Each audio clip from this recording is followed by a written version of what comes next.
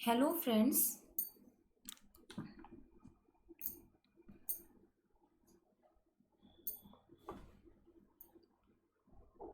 Hello friends, welcome to the let's crack NTA UGC net.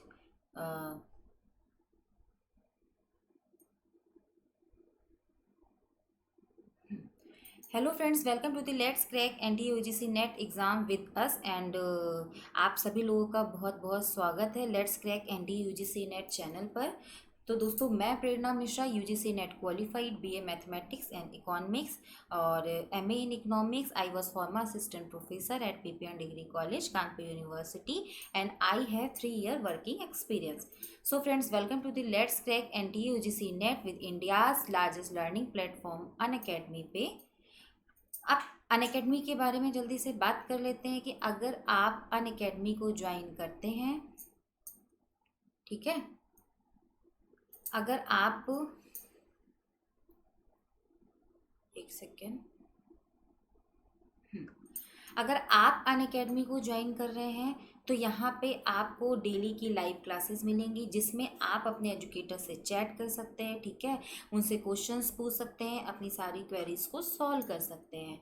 फिर यहाँ पे आपको आपके सिलेबस का स्ट्रक्चर्ड कोर्स मिलेगा। स्ट्रक्चर्ड कोर्स मतलब दोस्तों कि आप जैसे जो आपको जो भी पेपर पढ़ाया जा रहा है, यहाँ पे जैसे मैं आपको पेपर 2 की तैयारी करा रही हूँ, ठीक है, तो मैं आपको जो पढ़ाऊंगी, मैक्रो हो चाहे माइक्रो, वो सारी चीज़ों की आपको सिस्टमेटिक, आपको हर टॉपिक की पीडीएफ मिलेगी, नोट्स मिलेंगे और एक स्ट्रक्चर्ड वे में मिलेगा। तो ये एक बहुत बड़ा फ़ायदा है अनअकैडमी को ज्वाइन करने का। और ये सारे फीचर्स आपको प्लस पे ही मिलेंगे, ठीक है। यूट्यूब पे तो क्या है कि आप बस डेली की क्लासेस देख सकते हो, लेकिन इसमें आपके पास नोट्स एंड पीडीएफ डाउनलोड करने के कोई भी ऑप्शन नहीं होते हैं। तो ये सारे फीचर्स आपको प्लस प्लस के प्लेटफॉर्म पे मिलेंगे जब आप अनअकैडमी का सब्सक्रिप्शन लेंगे, ठीक है। फिर यहाँ पे आपको डेली की लाइव टेस्ट एंड क्विज मिलती हैं जिसमें आप अपने क्वेश्चंस को सॉल्व करके, जो यहाँ पे टेस्ट कराई जा रही हैं लाइव जितने भी, ठीक है, क्विजेस मॉक टेस्ट जो हो रहे हैं, उनसे आप ये समझ पाएंगे कि आप जो पढ़ रहे हैं वो किस दिशा में पढ़ रहे हैं, आप नेट के लेवल से पढ़ाई कर भी रहे हैं कि नहीं कर रहे हैं, आप अपनी अप्रोच, अपने थॉट को उस लेवल तक ले जा पाए हैं कि नहीं, ये आपको कैसे पता चलेगा? एमसीक्यू से, ठीक है। जितनी भी आप लाइव टेस्ट को अटेम्प्ट करेंगे, आपका कॉन्फिडेंस स्ट्रॉन्ग होता जाएगा और आपको ये समझ में आएगा कि आपका जो प्रिपरेशन का लेवल है वो सही डायरेक्शन में है कि नहीं, और क्या है एक्चुअल में आपका लेवल, ठीक है।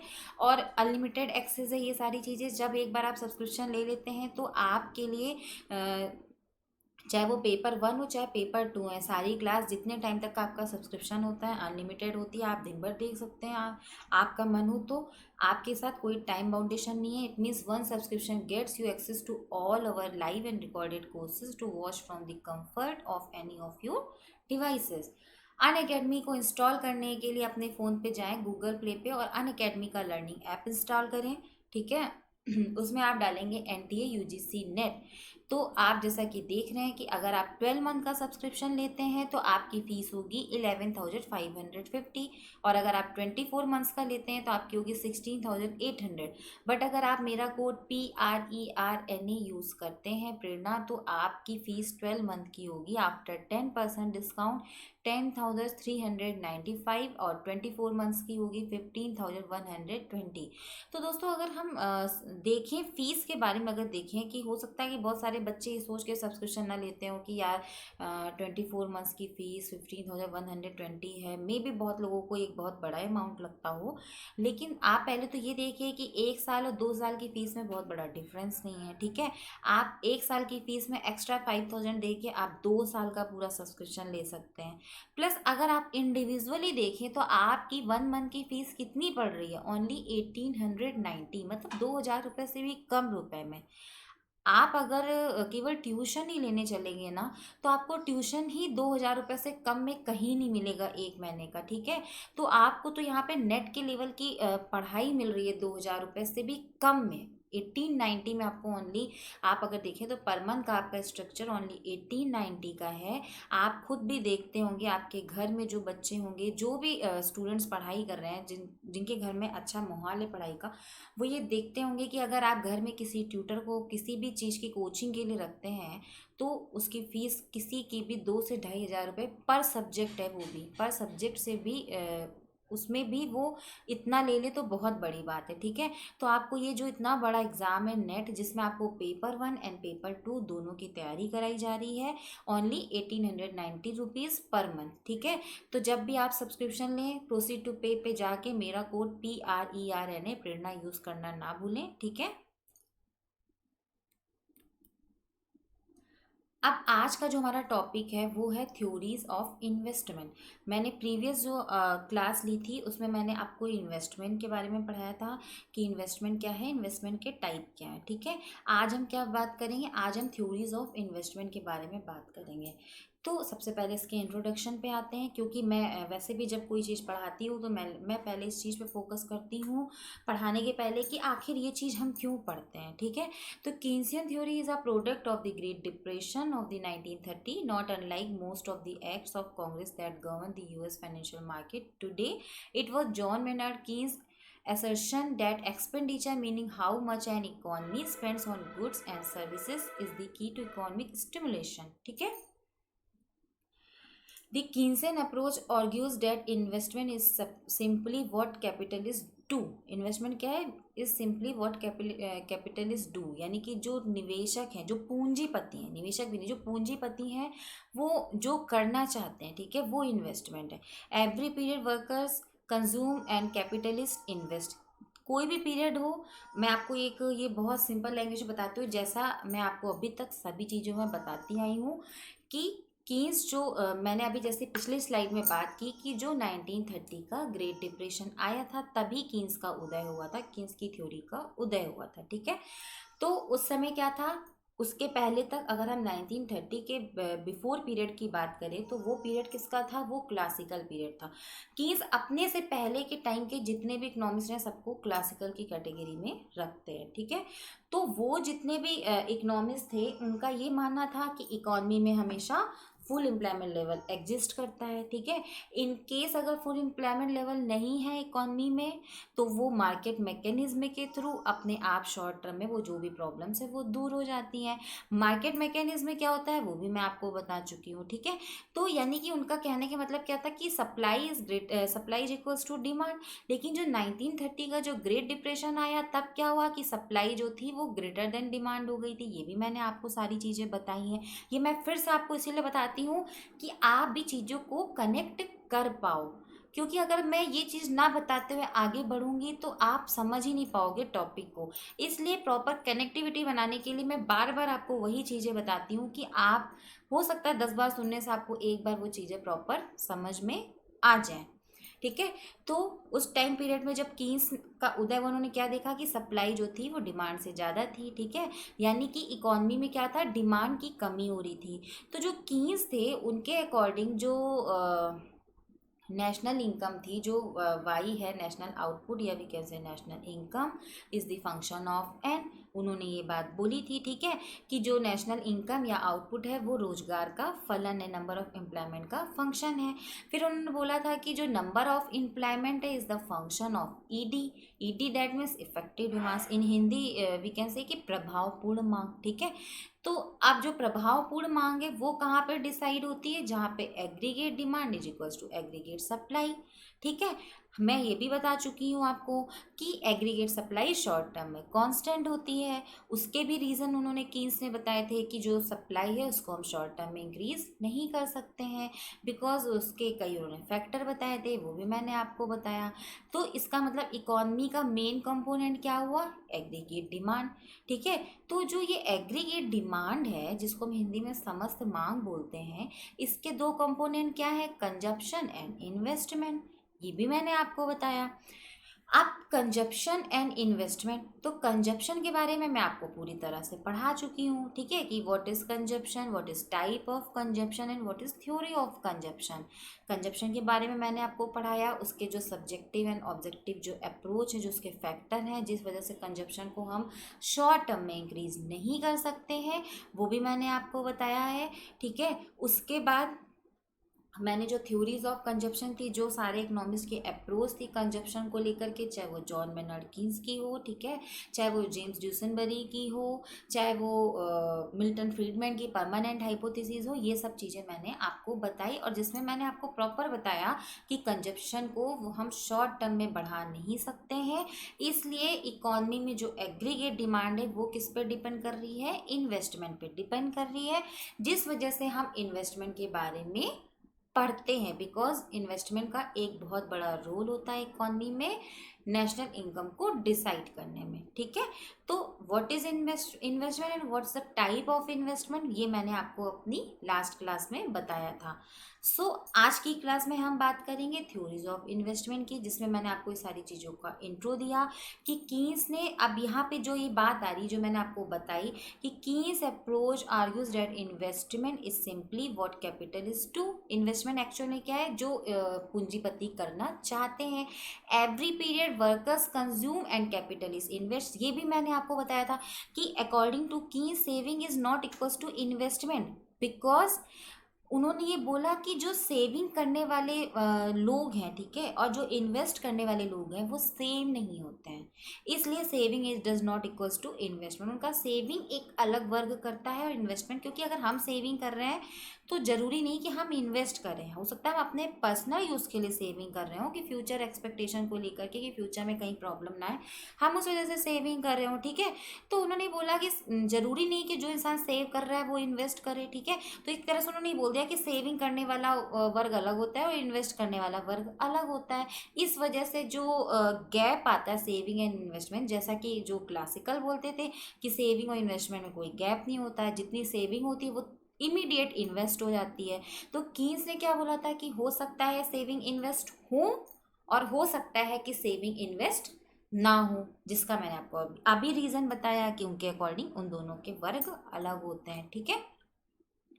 तो इसीलिए वो ये बोले कि every period workers consume and capitalist invest. तो ये दो ग्रुप की बात आ गई ना कि हर समय वर्कर्स जो होते हैं वो कंज्यूम करते हैं और जो कैपिटलिस्ट होते हैं वो इन्वेस्ट करते हैं। As a matter of course this lead Keynesians to underplay the capital stock decision, ठीक है।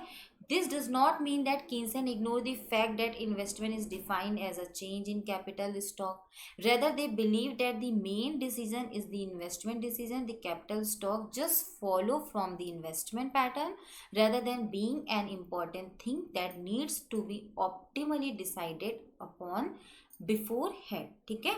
Thus, when business make investment decision, ठीक है, they do not have an optimal capital stock in the back of their mind.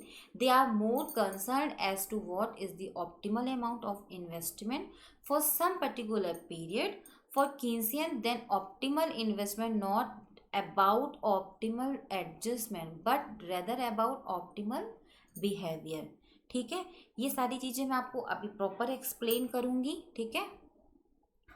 अब हम बात करते हैं कीन्सियन theory of investment की, ठीक है। तो according to classical theory there are 3 determinants of business investment. क्या है? पहले cost, second return and third expectation. की क्लासिकल के अकॉर्डिंग इन्वेस्टमेंट के 3 डिटर्मिनेंट्स हैं, कॉस्ट है, रिटर्न एंड एक्सपेक्टेशन है, ठीक है। But according to Keynes investment decision are taken by comparing the marginal efficiency of capital, ठीक है, we can say MEC or the yield with the real rate of interest R.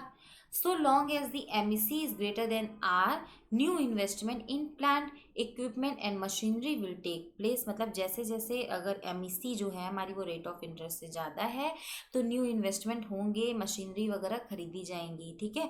However, as more and more capital is used in the production process, the MEC will fall due to diminishing marginal product of capital. As soon as MEC is equated to R, no new investment will be made in any income earning asset.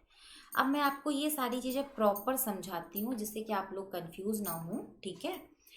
अब बिल्कुल easy language में मैं आपको समझाने की कोशिश करती हूँ कि जो कीन्स थे, ठीक है, मैं आपको बता चुकी हूँ, उन्होंने अभी भी जैसा मैंने बताया कि जो कीन्स थे उनके अकॉर्डिंग जो डिसीजन आर टेकिंग बाई, जो इन्वेस्टमेंट के डिसीजन है वो किस पर डिपेंड कर रहे हैं, marginal efficiency of capital, that is MEC, and with the और the yield with the real rate of interest are. ठीक है, इन दो बातों को पहले आप समझिए कि आप ऐसे समझो कि अगर कोई एक व्यक्ति है, ठीक है, अगर कोई एक व्यक्ति है तो उसने कुछ सेव किया कि भाई किसी की जो इनकम है, मैंने आपको बताया कि उससे वो कुछ सेव करता है, कुछ कंज्यूम करता है। ठीक है, तो जो उसने सेविंग की, ठीक है, वो उसका, मैंने आपको इन्वेस्टमेंट के पूरे फ्लो में आपको ये सारी चीज़ें समझाई थी कि what is the difference between capital stock and investment. ठीक है, तो मैंने आपको उसमें एक एग्जाम्पल भी बताया था कि सपोज़ किसी को अगर कोई बिजनेस नया स्टैब्लिश करना है, ठीक है, मैंने आपको उसमें एक एग्जाम्पल बताया था कि अगर उसे कोई नया बिजनेस स्टैब्लिश करना है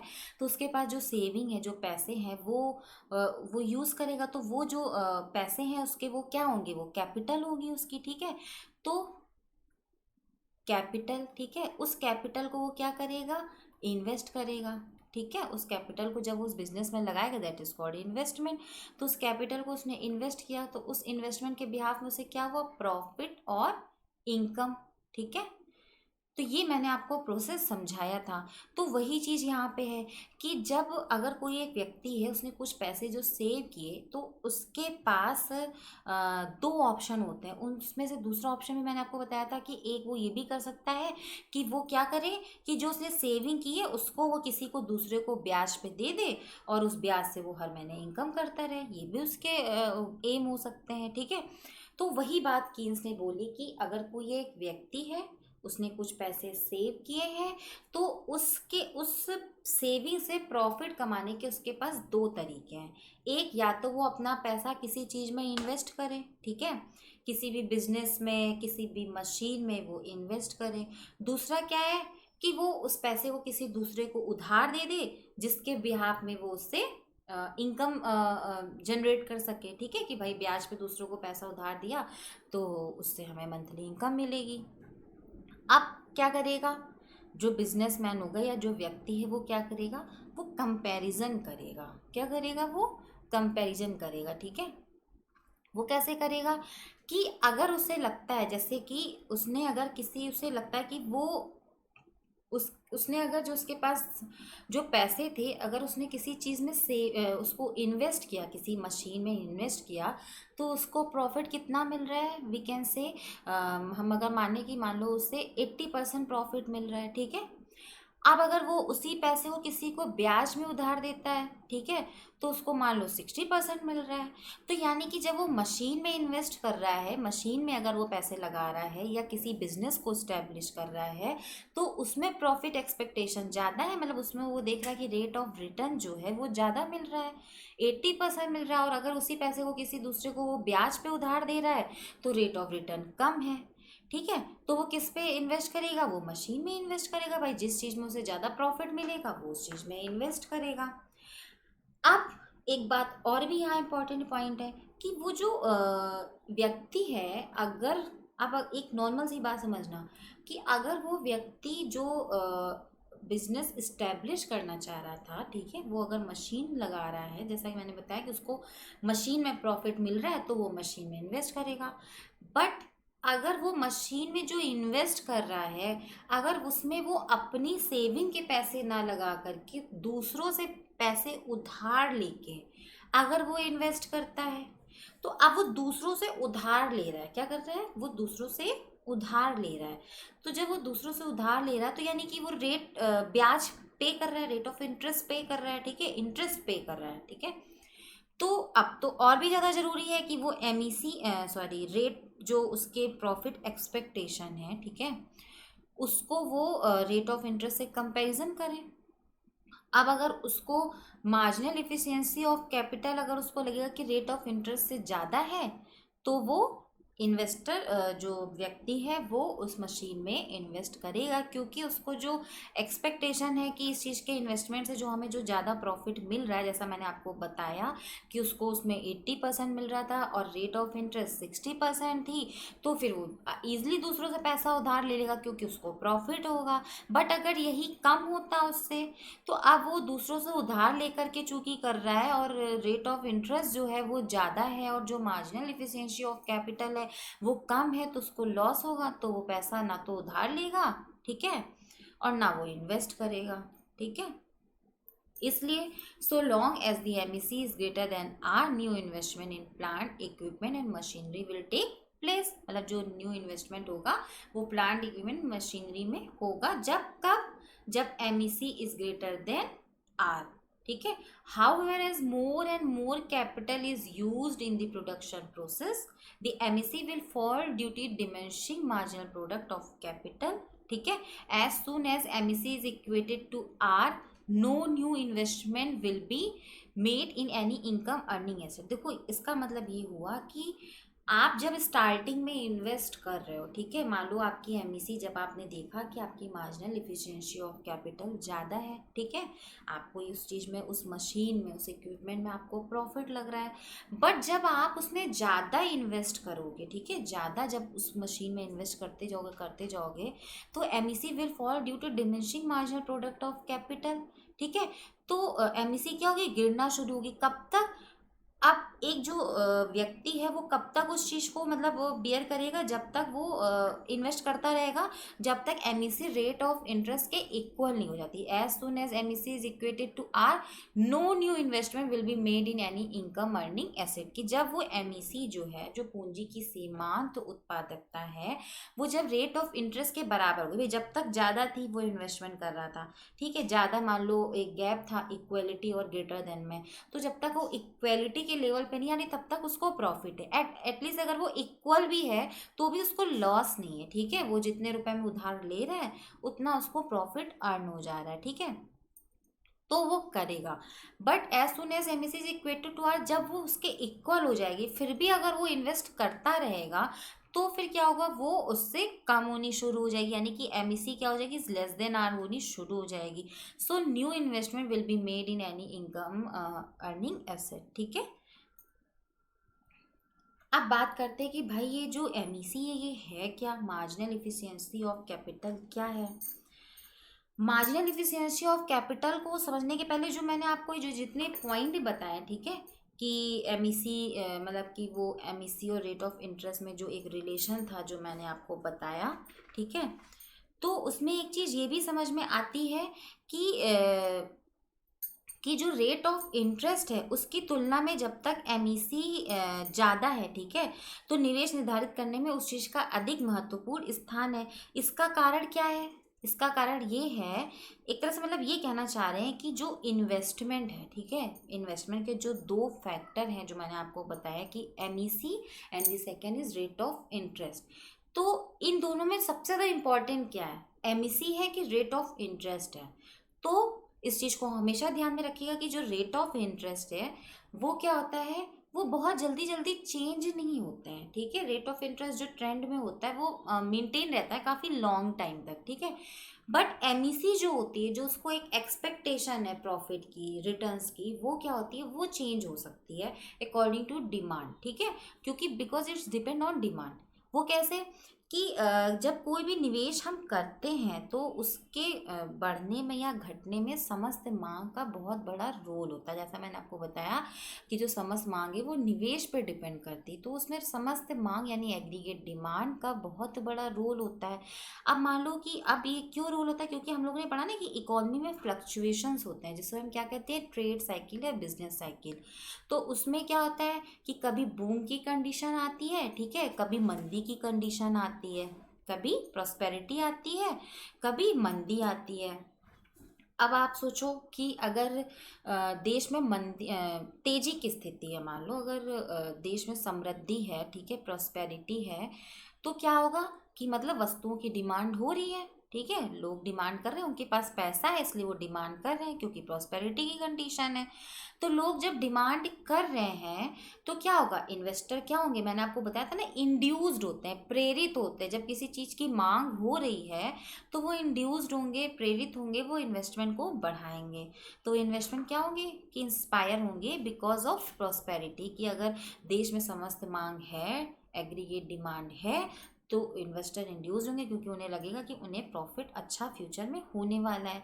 बट इसी के जस्ट अपोजिट आप सोचो कि अगर देश में मंदी की स्थिति है, तो मंदी की स्थिति है मतलब लोगों के पास पैसा ही नहीं है उतना, ठीक है, इनकम लोगों की कम हो गई है, तो लोगों के पास जब पैसा नहीं तो डिमांड भी कम होगी, और जब डिमांड कम होगी तो इन्वेस्टर फिर इंड्यूस नहीं होंगे, प्रेरित नहीं होंगे निवेश करने के लिए, वो निवेश को घटा देंगे। तो यानी कि जो हमने आपको बताया कि जो इन्वेस्टमेंट है उसमें एमईसी का बहुत बड़ा रोल होता है, बिकॉज जो रेट ऑफ इंटरेस्ट है उसको आप बहुत जल्दी ही घटा या बढ़ा नहीं सकते हैं। वो एक टाइम तक उसका लेवल मेंटेन रहता है, उसकी जो रेट चल रही होती है वो उस रेट से चलती रहती है। अच्छा, आप एमईसी के से बात करने के पहले मैं आपको एक बार रेट ऑफ इंटरेस्ट के बारे में बता दूं, क्योंकि वो छोटी सी चीज़ है, फिर हम एमईसी के बारे में डिटेल से समझेंगे। अब ये जो रेट ऑफ इंटरेस्ट है, जिसे हम हिंदी में ब्याज बोलते हैं, ये मैंने आपको बताया भी था, मैं फिर से आपको बताती हूँ कि ये जो ब्याज है ये किस पर डिपेंड करता है। जो रेट ऑफ इंटरेस्ट है वो किस पे डिपेंड करता है, एमडी एंड एमएस पे, कि डिमांड ऑफ मनी क्या है और सप्लाई ऑफ मनी क्या है, उसके according rate of interest decide होती है। एमएस को भी क्या, सप्लाई ऑफ मनी को भी क्या माना है कि इसने शॉर्ट टर्म में कांस्टेंट माना है, कि आप शॉर्ट टर्म में सप्लाई ऑफ मनी को नहीं बढ़ा सकते हो। तो इसका मतलब क्या हुआ कि जो रेट ऑफ इंटरेस्ट है वो किस पर डिपेंड कर रहा है, डिमांड ऑफ मनी पर डिपेंड कर रहा है। डिमांड ऑफ मनी के भी उन्होंने 3 मोटिव बताए थे, कि व्यक्ति जो मुद्रा की मांग करता है, या we can say liquidity preference, कि तरलता रूप में जो मुद्रा रखने की प्रेफरेंस करता है, जिसे हम हिंदी में तरलता अधिमान बोलते हैं, इंग्लिश में लिक्विडिटी प्रेफरेंस बोलते हैं, वो 3 बातों पे डिपेंड करती है, कि उसके सौदे के उद्देश्य होते हैं ट्रांजैक्टिव मोटिव, ठीक है, दूरदर्शिता उद्देश्य होते हैं प्रोस्पेक्टिव मोटिव, और एक उसका सट्टा उद्देश्य होता है। तो ये जो पहला वाला और दूसरा वाला है, ट्रांजैक्शन मोटिव और जो सौदा उद्देश्य, ठीक है, और दूरदर्शिता उद्देश्य, ये दोनों किस पर डिपेंड करते हैं, ये दोनों इनकम पर डिपेंड करते हैं। जिस हिसाब से हमारी आय होगी उस हिसाब से हम ट्रांजैक्टिव मोटिव के लिए, मतलब मुद्रा की मांग करेंगे, या दूरदर्शिता उद्देश्य के लिए करेंगे। और ये जो सट्टा की मांग होती है ये किस पे डिपेंड करती है, रेट ऑफ इंटरेस्ट पे डिपेंड करती है, ठीक है। तो यानी कि जो रेट ऑफ इंटरेस्ट है, यानी कि जो मुद्रा की मांग व्यक्ति करता है, उसके 3 उद्देश्य होते हैं, ठीक है, जिसके बिहाफ में रेट ऑफ इंटरेस्ट डिसाइड होती है, ठीक है।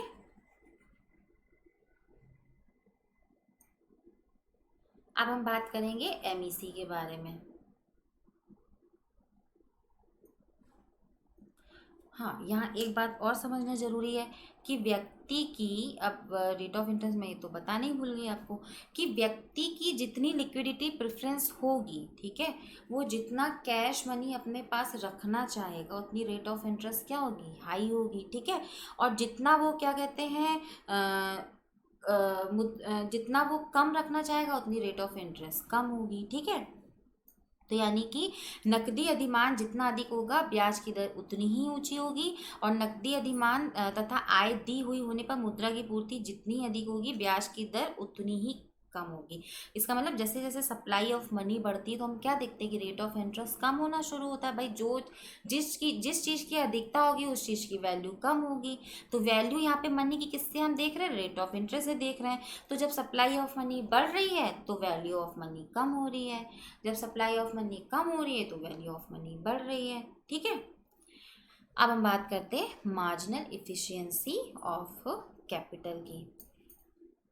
तो ये जो मार्जिनल इफिशियंसी ऑफ कैपिटल है इसको 1920 में इरविंग फिशर जी ने सबसे पहले यूज़ किया था। इस कॉन्सेप्ट को in 1920 Irving Fisher was first economist to make use of concept MEC, ठीक है। He gave it a name rate of return over cost. उन्होंने क्या दिया था इसका नाम, कि इसको लागत के ऊपर प्रतिफल माना था, ठीक है।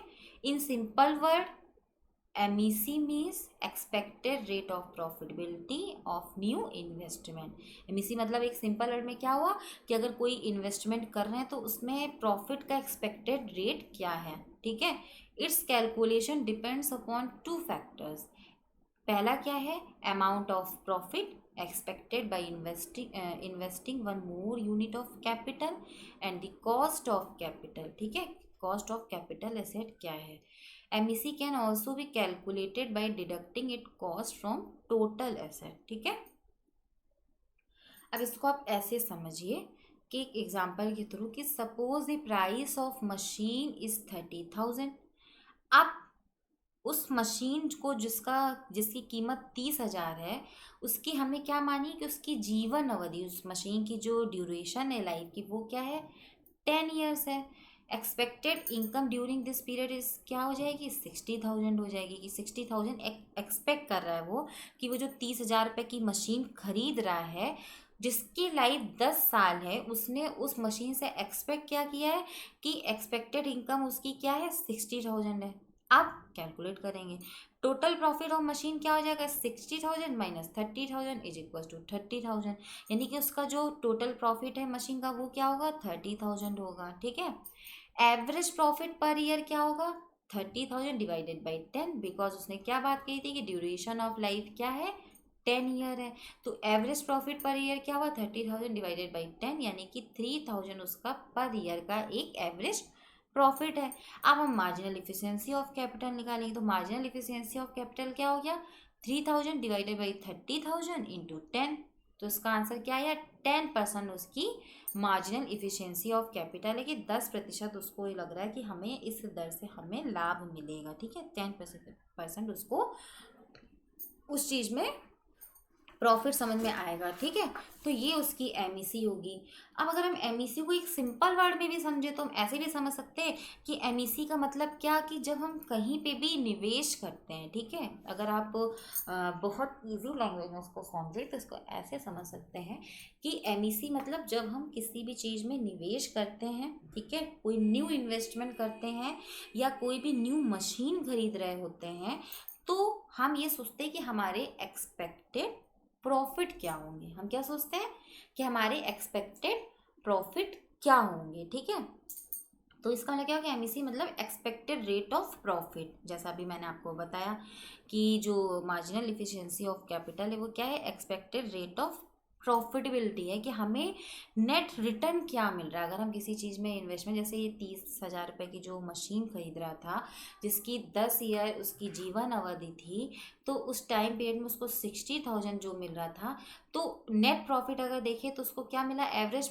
नेट प्रॉफिट उसको 30,000 का मिल रहा है और प्रॉफिट पर ईयर उसको क्या मिल रहा है, 3,000 का मिल रहा है. ठीक है, अब अगर नेचुरली हम बात करें कि हम अगर नेचुरली कहीं पे भी इन्वेस्टमेंट करते हैं तो हम बहुत सोच समझ के ही करते हैं ना. अगर हम कोई बिजनेस भी स्टार्ट करने जा रहे होते हैं, ठीक है, अगर हमें किसी चीज़ में पैसा फंसाना है या कोई घर भी लेने जा रहे होते हैं तो हम अपना प्रॉफिट जरूर, घर तो खैर एक अलग चीज़ होगी, अगर हम कोई भी चीज़ में इन्वेस्ट कर रहे हैं, यही मशीन है, बिजनेस है, तो हम किसी भी चीज़ में जब इन्वेस्ट करते हैं तो हम ये देखते हैं कि हमारे एक्सपेक्टेड रिटर्न क्या है, हमें उससे इन फ्यूचर क्या प्रॉफिट जनरेट होगा. ठीक है, क्या इनकम जनरेट होगी, हम इस चीज़ को जरूर अपने दिमाग में रखते हैं. तो जो हमारी इंटेंशन क्या है, प्रॉफिट जनरेट करने की होती है, और जो हमें रिटर्न मिलता है उसको हम क्या करते हैं, कॉस्ट के साथ कंपेयर करते हैं. ठीक है, उसे हम क्या करते हैं, कॉस्ट के साथ कंपेयर करते हैं. इफ़ जो हमारे रिटर्न्स हैं, यानी कि जो प्रॉफिट है, return is greater then cost, तो इन्वेस्टमेंट क्या होगा, डन, इन्वेस्टमेंट डन. और अगर return is less than cost तो इन्वेस्टमेंट नहीं होगा. भाई अगर हमें प्रॉफिट ज़्यादा मिल रहा है तो ही तो हम इन्वेस्टमेंट करेंगे, और अगर हमें प्रॉफिट नहीं मिल रहा है तो हम इन्वेस्टमेंट नहीं करेंगे. क्यों करेंगे, हमें उस चीज़ में लॉस होगा तो हम बिल्कुल वो काम नहीं करेंगे जब हमें उस चीज़ में लॉस हो रहा है.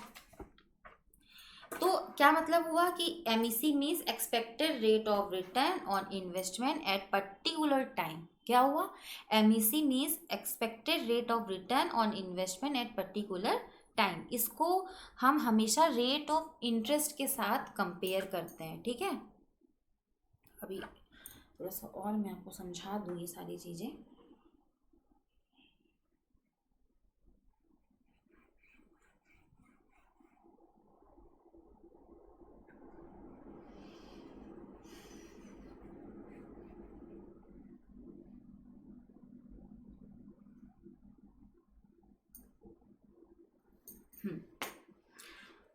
मैंने आपको बताया कि जो अब रिटर्न को, जैसा हमने देखा कि रिटर्न अगर जो हमारे हैं वो कॉस्ट से ज़्यादा है तो हम इन्वेस्टमेंट करेंगे, और अगर हमें रिटर्न जो है वो कॉस्ट से कम है तो हम इन्वेस्टमेंट नहीं करेंगे। ठीक है। अब बात करते हैं कि ये जो अभी जैसे मैंने आपको बताया कि एमईसी मीन्स क्या हो गया कि expected rate of returns on investment at particular time. ठीक है। तो इसको हम कैसे देखते हैं, हमेशा किससे कंपेयर करते हैं, रेट ऑफ इंटरेस्ट से कंपेयर करते हैं। तो रेट ऑफ इंटरेस्ट मतलब क्या, आखिर वो रेट ऑफ इंटरेस्ट का से हम क्यों कंपेयर कर रहे हैं, क्या रीज़न है कि हम उसको रेट ऑफ इंटरेस्ट से कंपेयर कर रहे हैं। तो रेट ऑफ इंटरेस्ट से कंपेयर करने का मतलब ये है कि जब हम किसी भी चीज़ को खरीदते हैं, या खरीदना एक अलग चीज़ हो गई, जब हम किसी भी चीज़ में इन्वेस्ट कर रहे हैं, ठीक है, यहाँ बात इन्वेस्टमेंट की हो रही, जब हम किसी चीज़ में इन्वेस्ट कर रहे हैं तो हमें कहीं से भी पैसे प्राप्त करने पड़ते हैं। जैसा मैंने अभी आपको पहला एग्जाम्पल जो बताया था कि वो जो एक व्यक्ति है उसको अगर ये लग रहा है कि जो एमईसी है वो 80% है और रेट ऑफ इंटरेस्ट 60% है, दैट मीन्स प्रॉफिट ज़्यादा है रेट ऑफ इंटरेस्ट के कंपैरिजन में, तो मतलब वो क्या करेगा, वो उस ओर निवेश करेगा। फिर अगर एक और फैक्टर मैंने आपको बताया था उस एग्जांपल में कि अब अगर वो व्यक्ति जो निवेश करने जा रहा था, मतलब जिसने ये डिसीजन लिया कि वो दूसरों को पैसा उधार ना दे करके वो किसी इक्विपमेंट में, मशीन में या बिजनेस में लगाएगा, अगर वो खुद का पैसा जो सेविंग थी वो नहीं लगा रहा होता और वो क्या करता, दूसरों से पहले पैसा उधार लेता, फिर वो उस मशीन को खरीदता या जो भी उसको इन्वेस्टमेंट करने थे जिस भी चीज़ में, वो उस काम को करता, तो क्या था कि वो दूसरों से पैसा उधार ले रहा है, यानी वो ब्याज पे ले रहा है। तो वो ब्याज एक तरह से क्या है, वो लागत है उसकी, वो उसकी कॉस्ट है, और जो रिटर्न है वो क्या है, वो उसके प्रॉफिट है। ठीक है। तो वही मतलब हुआ रेट ऑफ इंटरेस्ट का कि जब हम किसी भी चीज़ का निवेश करते हैं तो हमें कहीं ना कहीं से पैसे प्राप्त करने पड़ते हैं। तो जो पैसे प्राप्त करते हैं उसकी कॉस्ट को ही हम रेट ऑफ इंटरेस्ट कहते हैं। तो अगर हमारी जो मार्जिनल इफ़िशियंसी ऑफ कैपिटल है, अगर वो रेट ऑफ इंटरेस्ट से ज़्यादा होगी तो हमारे इन्वेस्टमेंट होंगे। ठीक है। और अगर marginal efficiency of capital is less than rate of interest तो हमारे इन्वेस्टमेंट नहीं होंगे। ठीक है। अब इसको आप ऐसे समझ लो कि लेटर सपोज कि अगर उसकी एमईसी वही जैसा मैंने अभी उस टाइम भी एग्जांपल बताया कि 10% है, रेट ऑफ इंटरेस्ट 8% है, तो क्या हुआ कि एक तरह से एमईसी और उसकी बात ना करो, एक तरह से हम ये देखेंगे कि उसकी जो कॉस्ट है वो कम है, भाई रेट ऑफ इंटरेस्ट 8% है तो उसकी कॉस्ट कम है, इसका मतलब इन्वेस्टमेंट होगा। ठीक है। अब एक बार डेफिनेशंस देख लेते हैं कि एक्चुअल में मार्जिनल एफिशिएंसी ऑफ कैपिटल की क्या क्या डेफिनेशंस हैं। ठीक है।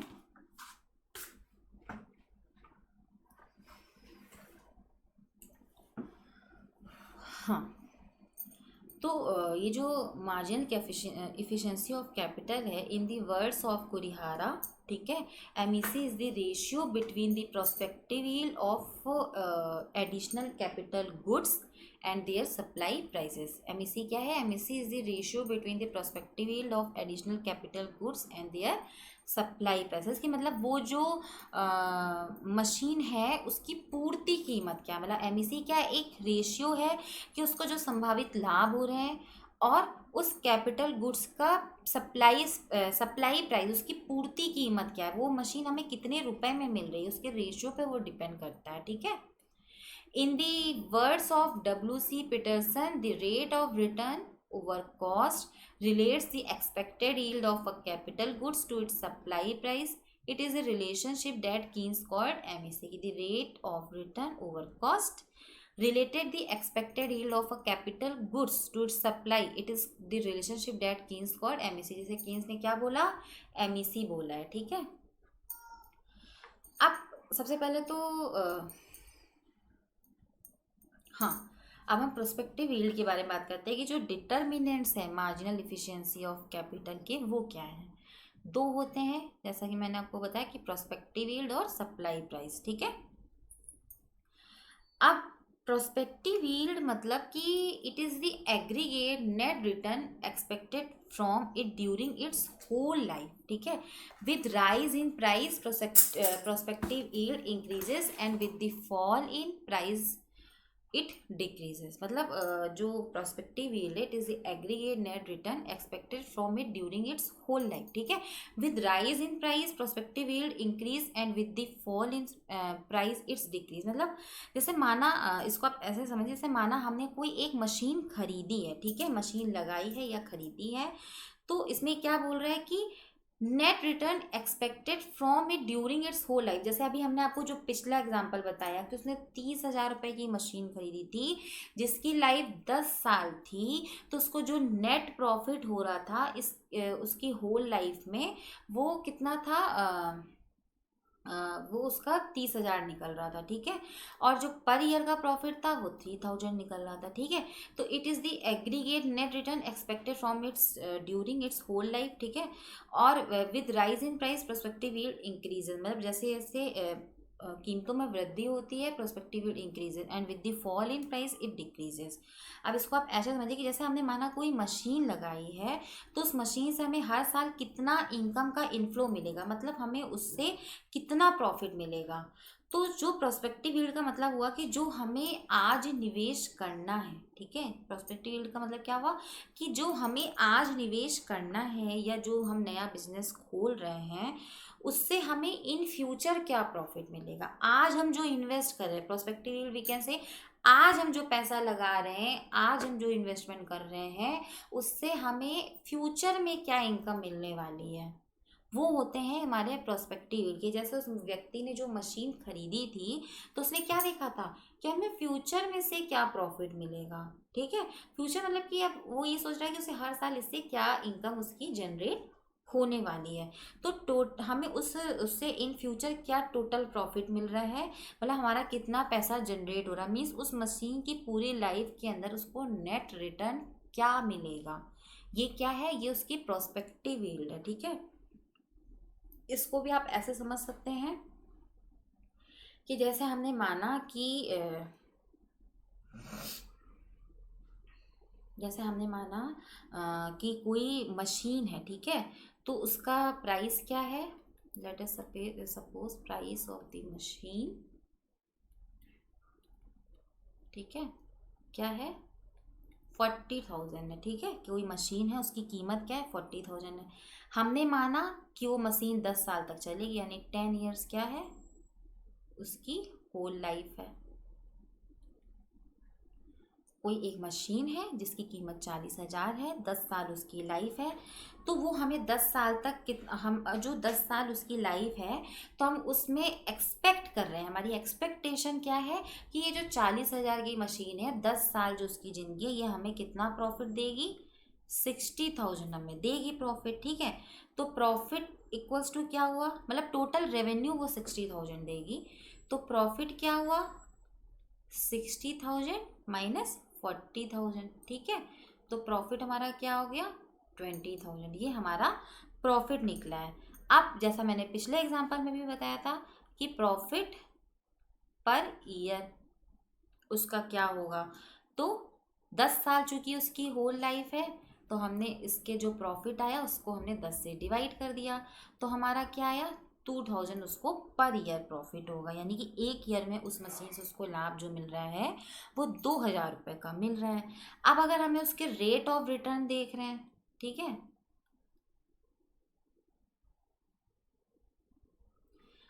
रेट ऑफ रिटर्न अगर हमें देखना है तो हम क्या करेंगे 2,000 डिवाइडेड बाई 40,000, ठीक है, इंटू 40,000 क्यों लिया, क्योंकि टू रेट ऑफ रिटर्न क्या कि जो उसको पर ईयर उसको जो प्रॉफिट मिल रहा है डिवाइडेड बाई उसकी होल लाइफ में जो उसकी सॉरी जो मशीन की प्राइस है, डिवाइडेड बाई क्या होगा कि जो पर ईयर उसको प्रॉफिट जनरेट हो रहा है, एक्सपेक्टेड प्रॉफिट जो जनरेट हो रहा है डिवाइडेड बाई उसकी कॉस्ट इनटू 100, ठीक है। ये उसके रेट ऑफ रिटर्न होंगे। तो इसको अगर हम सॉल्व करेंगे तो क्या आएगा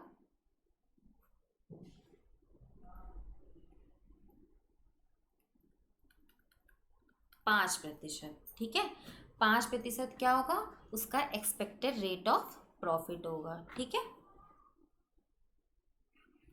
तो यही उसकी प्रोस्पेक्टिव यील्ड है कि वो इन फ्यूचर क्या उम्मीद कर रहा है कि अगर वो ये मशीन खरीद रहा है तो उसको उसकी प्रोस्पेक्टिव यील्ड क्या है, वो 5% है कि उसको 5% की दर से उसको लाभ मिलेगा। ठीक है।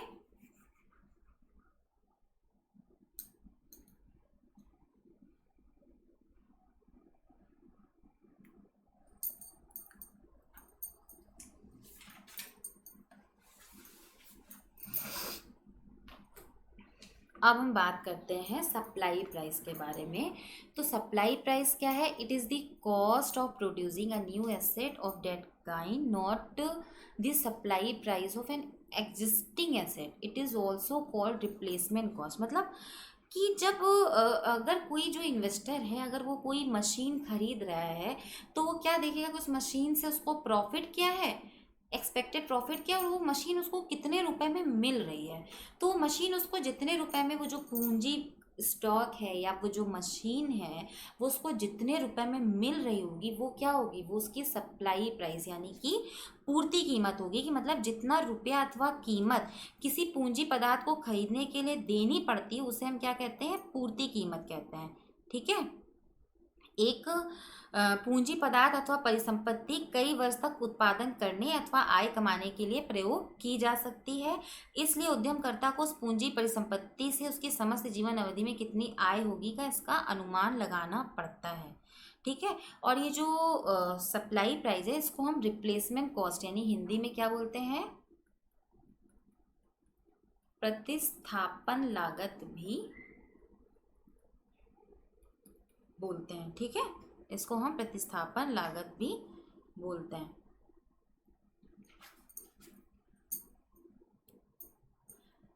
अब इसको आप एक ऐसे अब बात आती है एमईसी शेड्यूल क्या है। ठीक है। एमईसी शेड्यूल मतलब पूंजी की सीमांत उत्पादकता की जो तालिका होती है वो क्या है? It is a schedule which express relationship between amount of investment, कि कितना रुपए इन्वेस्टमेंट में लग रहा है और उससे प्रॉफिट की एक्सपेक्टेशन क्या है वो है। जैसे इन्वेस्टमेंट अगर हमारा 50 रुपये हो रहा है, ठीक है, तो एमईसी 12% है। अगर 100 रुपये हो रहा है तो 9% है, 200 हो रहा है तो 6% है। तो ये मतलब हम देख रहे हैं इस तालिका से क्या समझ में आ रहा है कि जैसे जैसे हम इन्वेस्टमेंट बढ़ा रहे हैं, जब 50 रुपये से 100 रुपये हुआ तो एमईसी क्या हुई? 12% से 9% हुई। फिर 100 रुपये से 200 रुपये हुआ यानी निवेश और बढ़ा, एमईसी घट के 9% से 6% हुई।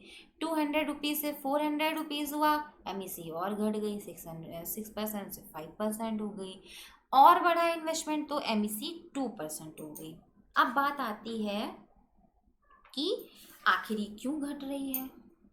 अब बात क्या आती है कि ये क्यों घट रही है, अभी इसके बारे में तो हम बाद में बात करेंगे। हमें पहले ये सोचना होगा कि एमईसी क्यों घट रही है। इसको मैं अभी आपको समझाती हूँ। पहले आप इसका फॉर्मूला देख लीजिए कि एमईसी का फॉर्मूला क्या है। Keynes has explain MEC as a discount rate which makes the prospective yield of capital asset equal to its supply price. ठीक है। तो सप्लाई प्राइस बराबर डिस्काउंटेड प्रोस्पेक्टिव यील्ड। अब ये इसका फॉर्मूला है कि ये सप्लाई प्राइस है, S P equals to Py1 plus Py2 plus Py3। ये क्या है? अब ये Py1, ये जो Py2, ये सब क्या है? ये Py1 मतलब पहले साल में उसे क्या प्रॉफिट होगा। Py मतलब क्या है? ये पहले साल का प्रॉफिट है। ये क्या है? दूसरे साल का प्रॉफिट है। ये तीसरे साल का। तो इसीलिए इन्होंने बोला है कि if life time of a machine is an year and total prospective yield is Py, then S P equals to क्या हो जाएगा? Pyn upon 1+m। ठीक है। और 1+m n, S P equals to Py। ठीक है। हाँ। अब ये जो फिगर है ये एमईसी का, ये क्या है? ये डाउनवर्ड क्यों है? वाई एक्सिस पे हमने क्या लिया है? Rate of interest. और ये हमारी एक्स एक्सिस है, इस पे हमने क्या लिया है? इन्वेस्टमेंट। तो जैसा मैंने आपको इस स्लाइड में बताया था कि जैसे जैसे इन्वेस्टमेंट बढ़ रहा है वैसे वैसे क्या हो रही है? एमईसी घट रही है। ठीक है।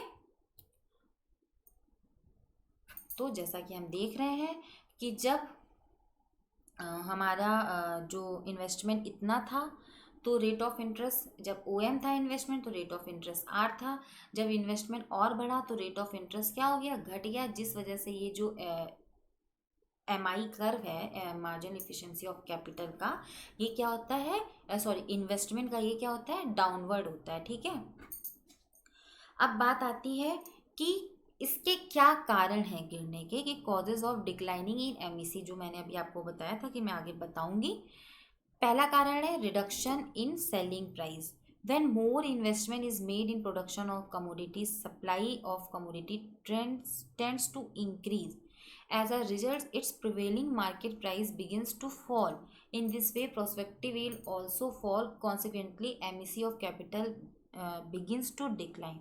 तो उसको आप ऐसे समझो कि जैसे आप क्या कर रहे हो कि पूंजी की जो सीमांत उत्पादकता है, ठीक है, वो क्यों घट रही है, वो इसलिए घट रही है कि एक तो यह है कि उस पूंजी पर संपत्ति में भाई रिडक्शन इन सेलिंग पर, मतलब जो हम जैसे हम जो कोई भी पूंजी जिसमें हम निवेश कर रहे हैं, ठीक है, तो जब हम उसमें बहुत ज़्यादा निवेश करते जाएंगे, जैसे हम कोई वस्तु या कोई मशीन जिसमें हम निवेश कर रहे हैं, तो जब उस मशीन में हम बहुत ज़्यादा निवेश करते जाएंगे तो क्या होगा कि वो मशीन क्या होगी, महंगी हो जाएगी। ठीक है, क्यों, क्योंकि उस पूंजी परिसंपत्ति जिसमें हम निवेश कर रहे हैं उसकी मांग बढ़ जाएगी। क्या होगा, उस पूंजी परिसंपत्ति की मांग बढ़ जाएगी, जिससे कि वह महंगी हो जाएगी।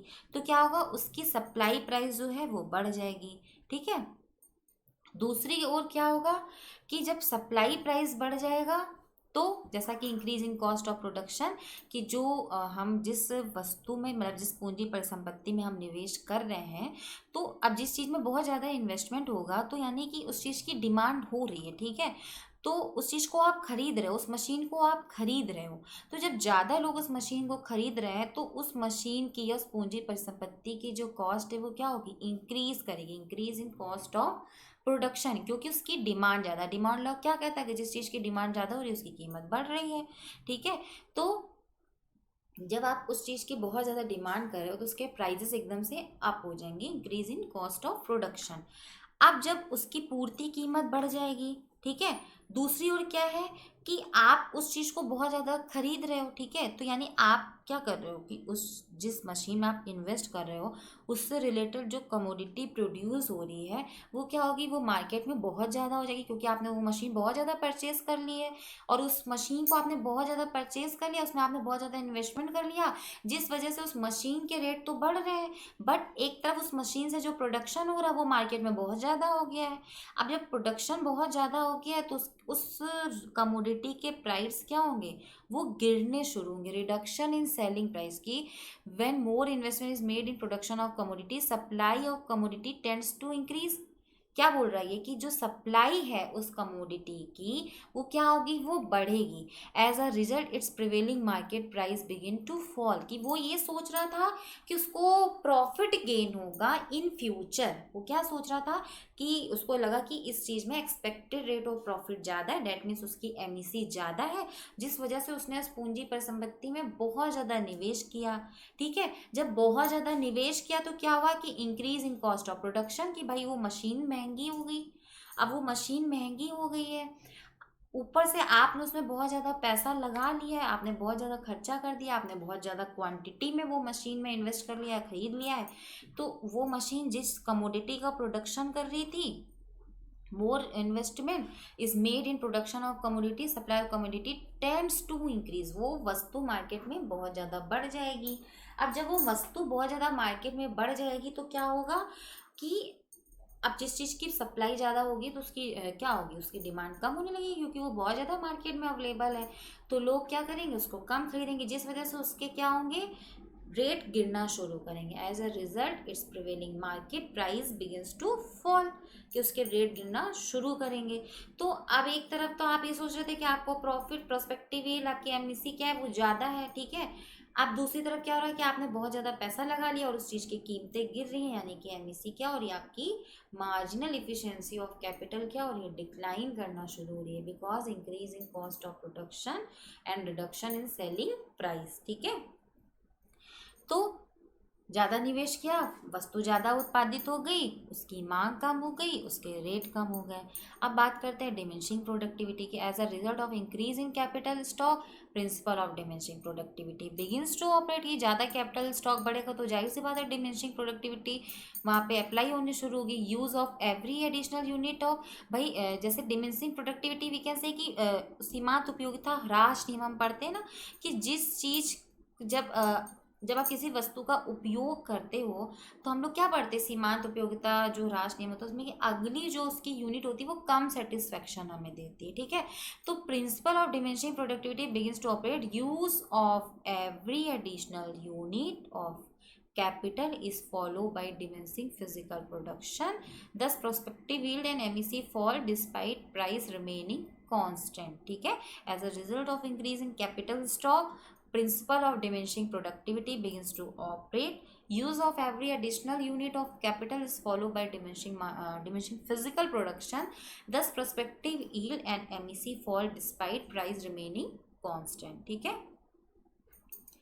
अब ये जो एमईसी है और रेट ऑफ इंटरेस्ट है उनके रिलेशन पे भी हम एक बार फोकस कर लेते हैं। मैं बता भी चुकी हूँ, एक बार आप इसमें भी देख लीजिए कि an investor while taking investment decision makes a comparison between MEC and rate of interest, ठीक है। वो जब भी किसी चीज़ में इन्वेस्टमेंट करता है तो वो ये देखता है कि एमईसी और रेट ऑफ इंटरेस्ट में क्या रिलेशन है, ठीक है। When rate of interest is less than MEC, तो रेट ऑफ इंटरेस्ट जब एमईसी से कम है तो मतलब इन्वेस्टमेंट होगा, क्योंकि रेट ऑफ इंटरेस्ट मैंने आपको बताया कि एक तरह से वो लागत है, कॉस्ट है उस चीज़ के प्रोडक्शन की, मतलब उस मशीन के इन्वेस्टमेंट की। तो आपकी कॉस्ट कम है और एमईसी क्या एक तरह से उसके एक्सपेक्टेड प्रॉफिट है, तो कॉस्ट कम है, रिटर्न ज़्यादा है, इन्वेस्टमेंट होगा, ठीक है। When rate of interest is equals to MEC, investors stop making any more investment, and when rate of interest is more than MEC, no investment will be made, कोई भी investment नहीं होगा, ठीक है।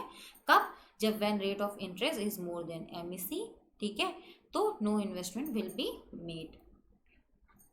इसको आप इस टेबल से भी देख सकते हैं कि सप्लाई प्राइस 5000 है, मान लो एनुअल यील्ड आपकी 200 है, वो तीनों में कॉमन है, चाहे सप्लाई प्राइस 5000 है, चाहे 4000 है, चाहे 5000 है। यहाँ पे हम रिलेशन किस पे दिखा रहे हैं, MEC and rate of interest में, कि इन्वेस्टमेंट होगा कि नहीं होगा। जब एमईसी 4% थी, रेट ऑफ इंटरेस्ट भी 4% था, that means both are equal, तो effect on induce investment neutral, कोई प्रभाव नहीं। अब ये क्या है, ये ज़्यादा है, जब 5% है और ये 4% है, means MEC is greater then rate of interest, तो इन्वेस्टमेंट फेवरेबल होगा, हमारे लिए इन्वेस्टमेंट होगा। जब ये से लेस देन है, ठीक है, 4% एमईसी है, 5% आपका रेट ऑफ इंटरेस्ट है, तो यानी कि आपकी जो मार्जिनल इफिशिएंसी ऑफ कैपिटल है वो कम है रेट ऑफ इंटरेस्ट से, तो आपका जो इन्वेस्टमेंट है वो अनफेवरेबल होगा, आप नहीं करोगे, यानी कि ये तो न्यूट्रल है, इक्वल वाली पोजीशन है, यहाँ पे डन होगा, यहाँ पे नॉट डन, क्योंकि फेवरेबल नहीं है, ठीक है। अब लास्ट पॉइंट हमारा क्या है कि अगर हम इन्वेस्टमेंट कर रहे हैं, ठीक है, तो उसको कौन से फैक्टर इफेक्ट डालते हैं, ठीक है, factors determining investment. Anything which increases a firm profit prospect by increasing rate of interest will increase its level of investment. On the other hand, if the purchase price of capital increases, investment will fall, ठीक है। Increase optimising among managers की, मतलब increase optimising among managers मतलब कि जो निवेशक हैं, जो मैनेजर्स हैं, वो आशावादी हैं इन्वेस्टमेंट को लेकर के, कि हाँ ये इन्वेस्टमेंट जो हम करने जा रहे हैं, जो हम इन्वेस्टमेंट करने जा रहे हैं वो हमें फ्यूचर प्रॉफिट देगा, ठीक है। If managers are more optimist about the future, they will place more orders for machine, कि उन्हें आशा है, वो ऑप्टिमिस्ट है कि उन्हें फ्यूचर में उससे फ़ायदा होगा, तो दे will place more orders for machine. This will enable them to make more profit by venturing out in those areas where demand for consumer goods is picking up, ठीक है। अब an increase in the growth rate of economy, अब अगर आपकी economy की growth rate बढ़ रही है, ठीक है, इकॉनमी ग्रो कर रही है, जीडीपी बढ़ रही है, तो इन्वेस्टर इंड्यूस्ड होंगे, बिकॉज लोग डिमांड कर रहे हैं, जीडीपी बढ़ रही है, ग्रोथ रेट बढ़ रही है, डेट मीन्स जीडीपी बढ़ रही है। तो मतलब लोगों के पास इनकम जो है वो बढ़ रही है, लोगों के पास पैसा आ रहा है, जिस वजह से क्या होगा कि लोग डिमांड करेंगे, तो इन्वेस्टमेंट जाहिर सी बात है बढ़ेगा। कि Keynes assume that all investment is autonomous and is thus independent of national और पर कैपिटा इनकम। क्योंकि कोई कोई इन्वेस्टमेंट, जैसा मैंने आपको बताया कि उन्होंने ऑटोनोमस भी माना था, जो कि इनकम इंडिपेंडेंट है, और इकॉनमी ग्रो कर रही है, ठीक है। An increase in capital stock, कि अगर कैपिटल स्टॉक बढ़ रहा हो, तो an increase in society stock of capital, all other factors remaining the same will lead to a fall in the marginal physical product of capital and will reduce the MEC by lowering the prospective rate of return on new investment. A change in technology, क्या favourable technological change, कि अगर technology में change हो रहा है, not an adverse technology shock will shift the MEC schedule to the right and will increase the volume of investment even if the rate of interest remain constant, ठीक है। changes in the rate of interest, economists differ in their views about the interest rate sensitivity of investment. Some Keynesian economists argue that investment depends largely upon uh, expected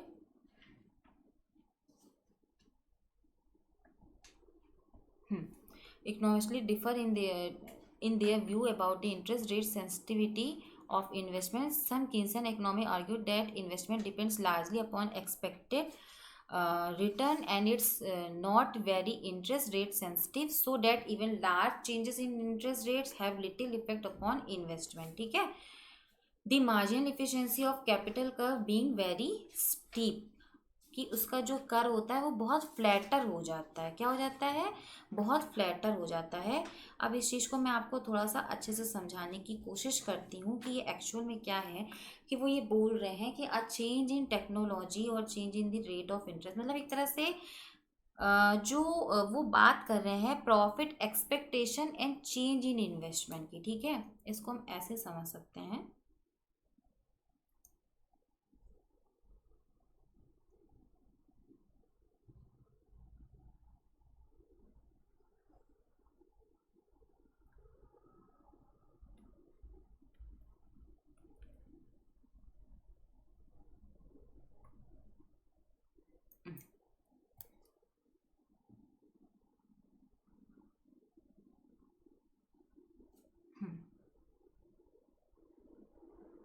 यहाँ पे हमने क्या लिया है, MEC को लिया है, ठीक है, वाई एक्सिस पे, और एक्स एक्सिस पे हमने इन्वेस्टमेंट को लिया है, ठीक है।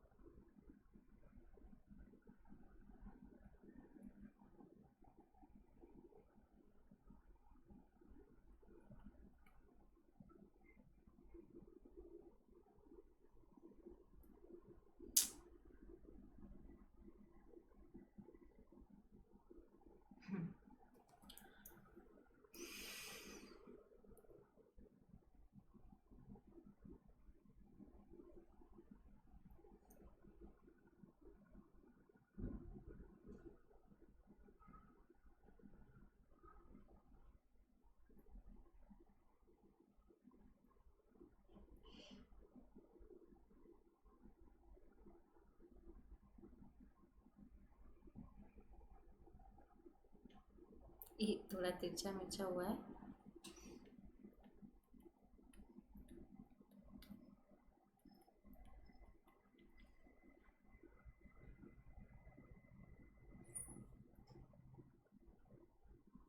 अब जैसे ये आपका, आप ये देख रहे हो कि ये आई की जो लाइन है ये रेट ऑफ इंटरेस्ट को शो कर रही है, ठीक है।